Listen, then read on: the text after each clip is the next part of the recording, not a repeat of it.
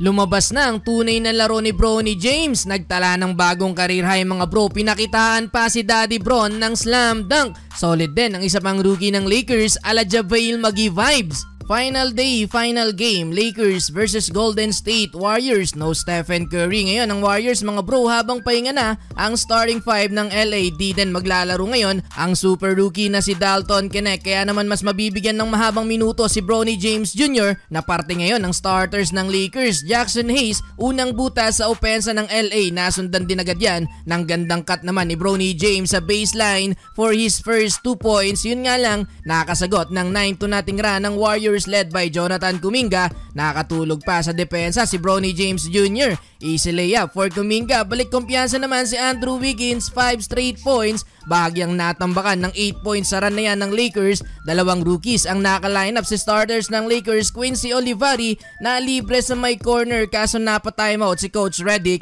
dahil kinakain lang ang depensa nila sa ilalim. Halfway mark, another basket para kay Quincy Olivari and 1 layup. Kwela pa ang rookie na to ng Lakers mga bro, sabay ngiti pa sa camera. Kaso yung ngiti na yan mga bro, napalitan bigla ng lungkot nang muling magtala ng run ng Warriors. 8 points para kay Trayce Jackson-Davis sa first quarter. Kota naman si Draymond Green na may 5 assists. Namagana sa double digit ang kalamangan ng Golden State. Bronny James Jr. nag-attempt pa ng isang tira kaso mintes ang pull-up jumper. Naka-score pa sa kabilang home team. Ginawang target shooting ni Buddy Hield ang depensa ni Bronny. Last 2 minutes, magbebente na ang lamang ng Warriors. Brandon Podziemski, instant offense sa bench ng Warriors with 7 points. End of first quarter, tambak ng 18 points ang LA, 36-18. Second quarter, tambak malala pa din ng Lakers kung saan maintaining sa 20 ang kalamangan ng Warriors mga bro. 9-2 run to start the second quarter. Parang gusto na lang tuloy maglaro ni Dalton Knecht. Well, buhat pa din ni Quincy Olivari etong opensa ng Lakers. Gusto din ata magpakilala mga bro sa Lakers.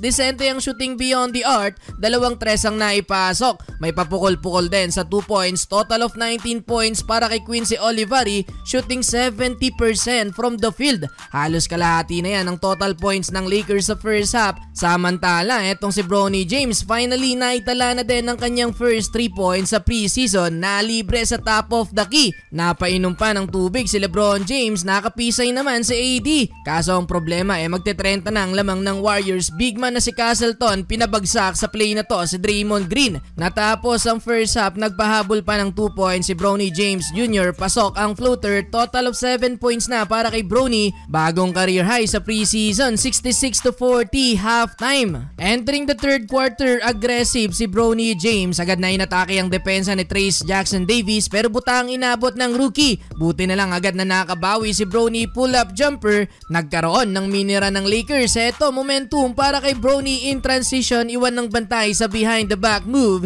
Siya na din ang pumuntos. Ganda ng pagkakaswitch ng tira sa ere using his left hand. Double figure na para kay Bronny James. Well, etong si Quincy Olivari mga bro, ayaw paawat sa tres. Nakakalima na sa game na to under 5 minutes. First in-game dunk ni Bronny James sa NBA. Sa alley-oop pa nang galing mga bro. Kumpiyansa lang talaga ang kailangan ng batang to. Yun nga lang, palo na sa 30 ang lamang ng Warriors. Napapangiti na lang si Stephen Curry. Nagpapaulan na lang ng 3 ang Warriors mga bro. Total of 11 na sa third quarter. Kaya naman mas namaga pa sa 42 points ang lamang ng Golden State, 104-62 end of third quarter. Fourth and final quarter, dahil sa laki na ng lamang ng Warriors na lagpasan sa isang buwan mga bro, hindi na nakahabol pa ang Lakers. Nakapagdala pa ng puntos etong si Bronny James Jr. Total of 15 points para kay Bronny James, 22 points para kay Quincy Olivari.